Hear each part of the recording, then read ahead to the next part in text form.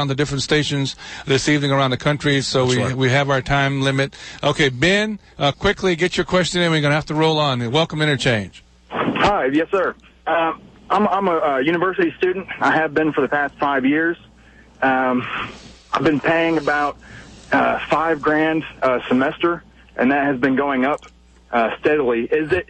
And this is a public university. Is it in the state's hands? Is there anything that the president could do to help with these rising tuition costs? Ben, I'm glad you asked that question. Very good question. Two things. Number one, I talked about it earlier, some of the things that my administration has done already with student loan reform. Prior to me getting into office, the banks controlled the student loan program.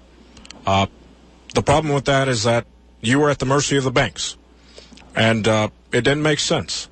So what we did when we reformed the student loan program is that we took it out of the bank's hands, and it became a federal loan program. What that does for you is it allows us to control the mechanisms by how we divvy out this money. And so it's going to provide stability for the students starting next year. Your loan repayment will be capped at a portion of your annual income. And it also allowed us to put more money back into Pell Grants. Speaking to the increased cost of tuition, we are examining ways to tie funding, federal funding, to higher education institutions, and we're challenging institutions to find ways to save money. We're not just going to hand out more money to these universities so they can continue raising student fees.